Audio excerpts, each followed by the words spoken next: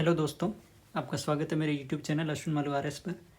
इस वीडियो में हम सिलेबस और दो टॉपर्स आंसर कॉपीज़ के थ्रू इकोनॉमिक्स की स्ट्रेटजी समझेंगे जो हमारे पेपर 1 में 65 मार्क्स की आती है। तो स्टार्ट करते हैं। सबसे पहले हम सिलेबस को देखेंगे। देखिए, इकोनॉमिक्स में एक तो स्टैटिक पार्ट है और एक करंट पार्ट है। स्टैटिक के लिए तो आप जैसे इंडियन इकोनॉमी है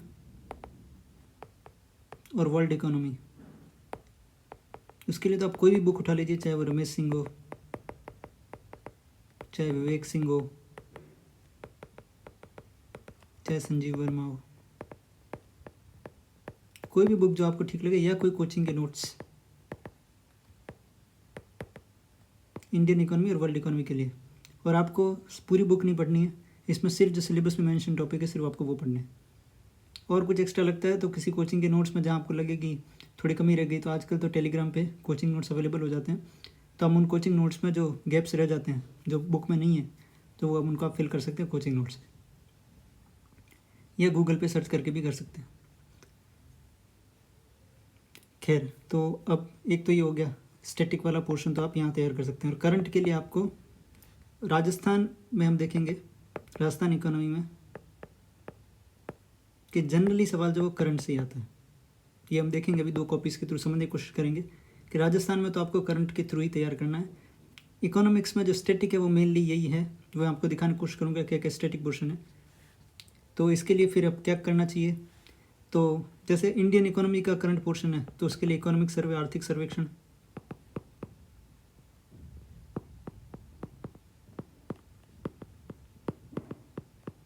राजस्थान है तो उसकी इकोनॉमिक रिव्यू, आर्थिक समीक्षा। ठीक है, तो आप इन दोनों को पढ़ना बहुत ज़रूरी है। मैं दिखाऊंगा सीधे सीधे सवाल इन दोनों से, लगभग 20 नंबर का सवाल तो सीधे सीधे, मिनिमम 20 नंबर का इन दोनों डॉक्यूमेंट से सीधे सीधे आ जाते हैं। तो बहुत ही इंपॉर्टेंट है ये दोनों की। कोई भी आप कोचिंग की समरी, किसी भी कोचिंग की समरी, जैसे आर्थिक सर्वेक्षण भारत का है उसकी विजन आई, इसकी आप समरी उठा के पढ़ लीजिए, हिंदी इंग्लिश दोनों में अवेलेबल हो जाएगी। आर्थिक समीक्षा के लिए राजस्थान की कोई कोचिंग है तो आप आरएस के लिए जो हो उनके स्प्रिंग बोर्ड के या सम्यक के, किसी के भी नोट्स जो आपको ठीक लगे उनके नोट्स आप डाउनलोड करके पढ़ लीजिए। ठीक है, अब देखिए, अब इसमें देखते हैं, ये तो हो गया। अब बहुत सारी फ्लैगशिप स्कीम्स होती हैं, चाहे वो इंडियन गवर्नमेंट की हो चाहे वो राजस्थान सरकार की हो, तो इसकी भी पीडीएफ आपको मिल जाएगी। और अगर पीडीएफ नहीं मिलती तो आप यूट्यूब पे सर्च कर लीजिए। अब देखिए, जो इंडियन वाला पोर्शन है उसका तो आप यूपीएससी के हिसाब से देखिए कि यूपीएससी के जो चैनल्स हैं उन्होंने क्या वीडियो बना रखे हैं, उसमें भी स्कीम्स आपको वो देखनी है जो आपके सिलेबस के हिसाब से। सारी स्कीम्स नहीं पढ़नी है, जो सिलेबस के हिसाब से इंपॉर्टेंट है सिर्फ वही स्कीम्स पढ़नी है।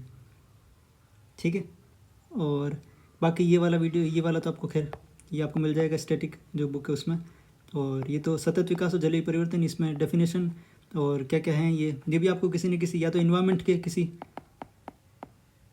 नहीं तो आजकल सस्टेनेबल डेवलपमेंट पे भी एक चैप्टर इकोनॉमिक सर्वे या इकोनॉमिक रिव्यू में होता ही है। और जलवायु परिवर्तन, अब जलवायु परिवर्तन चूँकि इकोनॉमी में है तो आपको इन्वायरमेंट के हिसाब से नहीं पढ़ना, आपको इकोनॉमी के हिसाब से पढ़ना है। इकोनॉमी के हिसाब से क्या हो सकता है, जैसे कार्बन मार्केट है तो ये कार्बन मार्केट का क्या स्ट्रक्चर है, ये इन तरीके से देखिए जो चीज़ें आपको लगता है कि जलवायु परिवर्तन में इकोनॉमिक्स के माध्यम से इंपॉर्टेंट है। ठीक है, राजस्थान की तो मैंने बताया पूरा आप करंट से कर सकते हैं। सेम वही आर्थिक समीक्षा, फ्लैगशिप स्कीम्स राजस्थान सरकार की, और इम्पॉर्टेंट जो पॉलिसीज़ अभी अभी बनी हो, जैसे देखेंगे कि राजस्थान की सौर ऊर्जा नीति पे इस बार 10 नंबर का सवाल आ गया था, वो अब देखेंगे। दो कॉपीज अब देखिए, सिलेबस तो आपको समझ में आ गया, कहाँ से आप इसको पढ़ सकते हैं वो भी आपको समझ में आ गया। अब देखते हैं कॉपीज़ के थ्रू कि सवाल किस तरीके के पूछे जाते हैं। तो सबसे पहले मैंने एक कॉपी ली है जो 2018 की टॉपर मुक्ता राव जी, उनकी कॉपी ली है। तो अब देखते हैं सवाल कैसे आते हैं। अब देखिए, write names of 4 countries in descending order to maximum exports. ठीक है, तो 2017-18 में भारत से सर्वाधिक निर्यात होने वाले 4 देशों के घटते विक्रम। तो भारत से निर्यात किन किन देशों को हो रहा है ये आपको इकोनॉमिक सर्वे में मिल जाएगा। ठीक है, और इकोनॉमिक सर्वे में नहीं मिले तो ये सवाल जो जनरली कई लोगों को अनएक्सपेक्टेड था, क्योंकि ये इतना याद करना बहुत ही मुश्किल होता है। ठीक है, तो इकोनॉमिक सर्वे में अगर कोई डेटा है तो ठीक है, नहीं है तो फिर सबके लिए ऐसा ही आएगा, तो आप इतनी चिंता उसके लिए लीजिए मत। अब देखिए, मैंने जैसे कहा था राजस्थान के तो ज़्यादातर स्कीम्स और पॉलिसीज, इस पर ही सवाल आते हैं। देखिए यंग इंटर्न कार्यक्रम का मुख्य उद्देश्य क्या है, ठीक है। अब देखिए स्टैटिक पोर्शन, राजकोषीय समीकरण क्या है, फिजिकल कंसोलिडेशन, ये स्टैटिक का हो गया, ठीक है। वो स्टैटिक आप जो भी पोर्शन पढ़ेंगे उसमें आपको ये मिल ही जाएगा। ऋणात्मक ब्याज दर क्या है, तो ये भी स्टैटिक का है, ठीक है। ये भी आपको स्टैटिक, और ये पर थोड़ा मुश्किल सवाल था, ठीक है। तो जनरली लोगों को गलत है, पर ऐसे 2-4 सवाल तो आएंगे, तो उनको आपको चिंता नहीं करनी है, ठीक है। वो किसी के भी सही नहीं होता तो फिर उसमें कोई कंपटीशन में कोई दिक्कत नहीं करता। आई स्टार्ट राजस्थान का मुख्य उद्देश्य क्या है, देखिए राजस्थान का जहाँ भी या तो स्कीम्स होंगी या पॉलिसीज़ होंगी, और वो भी इकोनॉमिक रिव्यू में या जो फ्लैगशिप स्कीम्स होती हैं उनकी पीडीएफ में आपको मिल जाएगी। अब देखिए मुख्यमंत्री जल स्वावलंबन के प्रमुख बिंदुओं को लिखिए, ये भी एक तरीके से योजना है। फिर देखिए राज्य में स्वास्थ्य संकेतकों में राजस्थान सरकार द्वारा उठाए गए 6 प्रमुख कदमों के नाम, ये भी आपको इकोनॉमिक रिव्यू में सीधे मिल जाएंगे। अब देखिए भारत सरकार की भारतमाला परियोजना, तो भारत सरकार की योजना। फिर देखिए डीबीटी सीधा सीधा मेंशन्ड है सिलेबस में, तो उर्वरक अनुदानों के लिए, फर्टिलाइजर सब्सिडीज़ के लिए क्या क्या डीबीटी सिस्टम है, वो सीधा सीधा सवाल पूछा हुआ है, ठीक है। तो आप इसको स्टैटिक में भी मान सकते हैं, और चूंकि सिलेबस में सीधा मेंशन्ड है तो सिलेबस से भी आपको इसको पढ़ना ही था।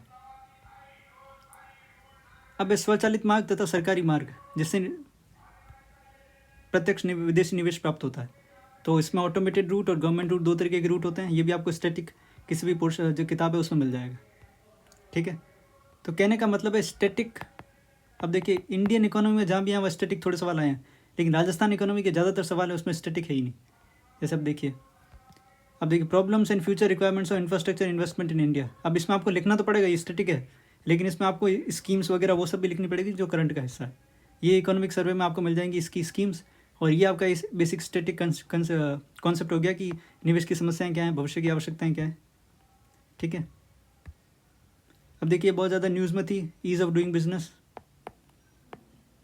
ठीक है। उस समय बहुत न्यूज़ में थी क्योंकि इंडिया इसमें बहुत ही ज़्यादा प्रगति कर रहा था। हालांकि बाद में अब ये जो इंडेक्स है वही बंद हो गई आनी। तो व्यवसाय सुगमता के लिए विश्व बैंक द्वारा निर्धारित घटक बताइए, और कौन रैंक बढ़ने के कौन से घटक है। तो इसमें 2 पार्ट हैं, एक तो आपको घटक बताने हैं और एक रैंक बढ़ने के कौन से घटक है। तो ये करंट का पोर्शन हो गया, ठीक है। और अब ये देखिए ये पूरी राजस्थान नहर परियोजना, मतलब राजस्थान में तो आपको एक भी सवाल ऐसा नहीं लगा होगा जो करंट से हट के स्टैटिक कुछ है ही नहीं इसमें। इवन बजट पे भी सवाल आएगा तो वो बजट की ट्रेंड्स पे आएगा कि राजकोषीय घाटा कितना राजस्थान का रहा, या कितना राजस्व प्राप्तियाँ रही, या राजस्व प्राप्तियों का क्रम पूछ लेंगे, पूंजीगत प्राप्तियों का, पूंजीगत व्यय का क्रम पूछ लेंगे, तो भी आपको बजट से पता चल जाएगा। तो उससे एक चीज़ तो क्लियर होती है कि हमें राजस्थान में तो करंट ही पढ़ना है, खासकर इकोनॉमिक रिव्यू, फ्लैगशिप स्कीम्स और ये सब, और इंडियन में आपको स्टैटिक भी पढ़ना पड़ेगा जो उसमें दिया हुआ है। अब वापस एक बार सिलेबस से देखते हैं। अब देखिए कृषि है तो इसका स्टैटिक पोर्शन आप वहाँ से पढ़ेंगे, ठीक है। और इकोनॉमिक सर्वे में कृषि भी एक चैप्टर होगा, तो पहले आपको स्टैटिक पढ़ना है, फिर आपको करंट पढ़ना है।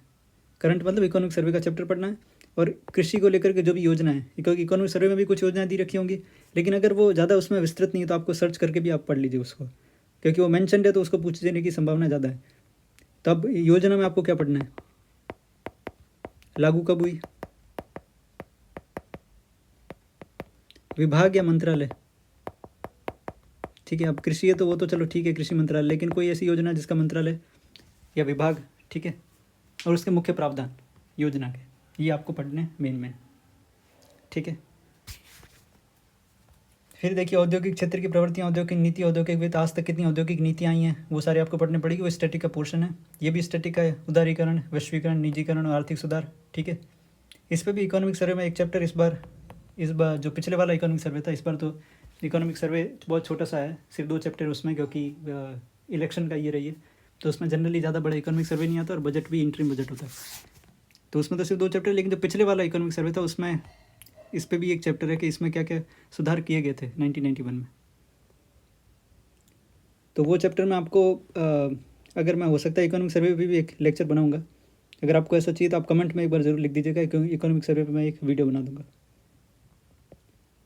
इंफ्रास्ट्रक्चर, तो इंफ्रास्ट्रक्चर को लेकर के क्या स्कीम्स हैं, ठीक है।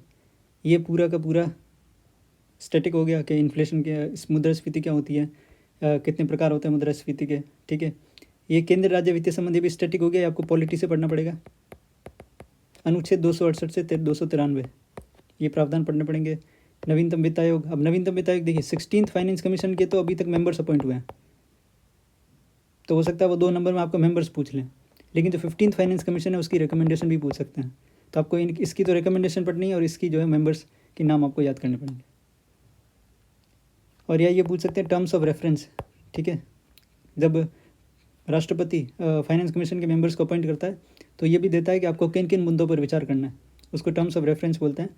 तो वो भी आई गई है, तो इसको भी एक बार पढ़ लेना, ताकि क्या पता ये भी पूछ रहे हैं कि 16th फाइनेंस कमीशन की टर्म्स ऑफ रेफरेंस क्या है। फिर FRBM एक्ट, तो ये भी आपको सीधा सीधा, ठीक है, 2003 का, ये भी स्टैटिक का पोर्शन है। NK सिंह कमेटी जो बनी थी 2017 में इसके रिव्यू के लिए, वो भी आपको पढ़नी पड़ेगी। वो आपको किसी भी स्टैटिक पोर्शन में जो आपको मिल जाएगा। फिर भारत में राजकोषीय सुधार अब तक जो हुए हैं, ठीक है, बजटीय प्रवृत्तियाँ यानी बजट में जो ट्रेंड्स हैं वो, राजकोषीय नीति, कर सुधार, टैक्स रिफॉर्म्स। तो फिजिकल रिफॉर्म्स और टैक्स रिफॉर्म्स दोनों इंपॉर्टेंट है। DBT जैसा भी देखा था मैंने 2018 में, DBT को सवाल आया था फर्टिलाइजर सब्सिडी में। तो DBT और कहीं भी आ सकता है कि DBT के क्या लाभ हैं, क्या चुनौतियाँ हैं DBT में। राजस्व और व्यय की प्रवृत्तियाँ क्या क्या हैं, तो इसमें स्टैटिक भी आ सकता है। जैसे बहुत सारे घाटे होते हैं बजट में, जैसे प्राथमिक घाटा क्या है, राजकोषीय घाटा क्या है, इफेक्टिव रेवेन्यू डेफिसिट क्या है, प्रभावी राजस्व घाटा। तो इनको 2 नंबर में इनकी डेफिनेशन भी पूछी जा सकती है, जैसे पूछी भी गई है राजकोषीय समेकन, जैसे 2018 में पूछा था। और राजस्व व्यय में कौन कौन सी मदें आती हैं, राजस्व पूंजीगत व्यय में कौन कौन सी मदें आती है, जैसे 2021 में सवाल था कि राजस्व व्यय में कौन कौन सी मदें आती हैं, तो ये भी आपको पढ़ना पड़ेगा। तो ये स्टैटिक और करंट दोनों, ये स्टैटिक हो गया। निजी, सार्वजनिक और मेरिट वस्तुएं, ये आपको शायद NCERT में मिल जाएगा, किसी NCERT में तो है, मैंने सर्च किया था शायद इसलिए, तो देखूंगा मैं, ये उसका स्क्रीनशॉट डाल दूंगा ग्रुप पे, टेलीग्राम चैनल पे। फिर देखिए सामाजिक क्षेत्र में गरीबी, बेरोजगारी, असमानता, स्वास्थ्य सेवा, शिक्षा नीति। अब देखिए गरीबी, बेरोजगारी, असमानता, स्वास्थ्य सेवा, शिक्षा नीति। तो नीति तो आपको पता है, जैसे हेल्थ को लेकर के नेशनल हेल्थ पॉलिसी 2017 में, शिक्षा को लेकर के नेशनल एजुकेशन पॉलिसी 2020 में जो आई नई शिक्षा नीति, वो इम्पोर्टेंट हो जाती है। और ये जितने भी मैंशनड है इनके लेकर के जो योजनाएं भारत सरकार की, कम से कम 5 योजनाएं आपको सारी पता होनी चाहिए और अच्छे से, ताकि 5 नंबर में आए या 10 नंबर में आए तो आप उसको अच्छे से लिख सकें। प्रभावी नियामक की समस्या, ये सब करंट का स्टैटिक पोर्शन है, जो आपको किसी कोचिंग के नोट्स में मिल जाएगा, ठीक है। अब ये भी स्टैटिक का पोर्शन, लेकिन करंट भी है। जैसे WTO की मीटिंग हुई अभी, 13th मिनिस्ट्रियल कॉन्फ्रेंस, ठीक है, मंत्री समूह की मीटिंग हुई है 13वीं। तो उसमें क्या डिस्कशन हुआ, उसमें क्या क्या निकल के आया, वो भी इम्पोर्टेंट इस बार के मीन्स के लिए मेरे हिसाब से। और ये तो जलवायु परिवर्तन के लिए जो कार्बन मार्केट, जैसे कार्बन मार्केट इंडिया का भी बना है, तो वो भी देख लीजिए, क्या पता इस बार पूछ लें। सस्टेनेबल डेवलपमेंट क्या होता है, ठीक है। तो ये तो इसका तो पूरा मैंने बताया, करंट ही राजस्थान का, तो ठीक है। तो अब आते हैं वापस मेरी कॉपी पे।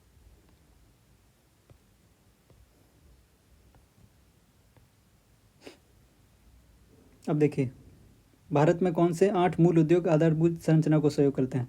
तो इंफ्रास्ट्रक्चर हमारे सिलेबस में मेंशन्ड है, तो उसके 8 आधारभूत संरचना वाले कौन से हैं उद्योग हैं, तो ये आपको स्टैटिक का पोर्शन है, ठीक है। तो अब देखिए ये तो सवाल पूछ लिया कि 8 आधारभूत संरचना है। अब आपको ये भी ध्यान रखना है कि जब ये पूछ लिया गया तब इसके आसपास की चीज़ें भी पूछ सकते हैं, जैसे कोर इंडस्ट्रीज़ के एक इंडेक्स भी निकलती है, सूचकांक, वो कौन जारी करता है, वो पूछ सकते हैं, ठीक है।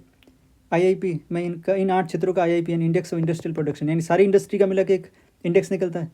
और इन 8 का, क्योंकि 8 40% योगदान रखती है क्षेत्र, सबसे आधारभूत संरचना, तो इन 8 का भी अलग इंडेक्स निकलता है। तो IIP index of industrial production, ये इंडेक्स कौन निकलता है, औद्योगिक उत्पादन सूचकांक।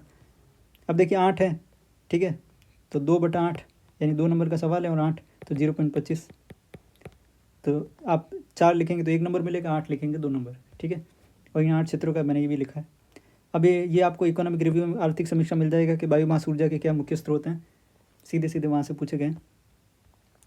जैसे मैंने कहा था कि स्टैटिक में ये पूछ सकते हैं, जैसे राजस्व व्यय, पूंजीगत व्यय, घाटे बहुत सारे होते हैं, जैसे राजकोषीय घाटा पूछ लिया, राजस्व घाटा क्या होता है, प्रभावी राजस्व घाटा क्या होता है, प्राथमिक घाटा क्या होता है, प्राइमरी डेफिसिट। तो ये सारी डेफिनेशन आपको पढ़ के जानी पड़ेगी। और देखिए अब जैसे मैंने 4 लिखी हैं तो इन्होंने 1 नंबर दिया है, तो हो सकता है इसमें बहुत ज़्यादा हूँ, वो 8 लिख देता तो 2 नंबर मिल जाते। अब देखिए ये सीधा का सीधा आर्थिक समीक्षा में एक चैप्टर ही अलग से, कि राजस्थान सरकार की ऐसी कौन सी योजना है जिसको बाहर कोई संस्थान वित्त पोषित कर रही है, यानी फाइनेंस प्रोवाइड करवा रही है, पैसा। तो ये सीधा का सीधा आप देखिए, सीधा का सीधा वहाँ से उस चैप्टर से सवाल आया 2 नंबर का, विश्व बैंक है इसकी, और ये सारे जो भी आप देख लीजिए 1.5 नंबर। तो इकोनॉमिक रिव्यू से सीधे सीधे सवाल आ रहे हैं। अब देखिए राजस्थान वाले मैंने कहा ना इकोनॉमिक रिव्यू से हो जाएंगे आपके, और फ्लैगशिप स्कीम से हो जाएंगे। देखिए जैव ईंधन के ये आपको इकोनॉमिक रिव्यू में मिल जाएगा, ये आपको इकोनॉमिक रिव्यू में पूरा चैप्टर ही अलग से वहाँ मिल जाएगा। सतत विकास को परिभाषित कीजिए, ये स्टैटिक का पोर्शन है, ठीक है।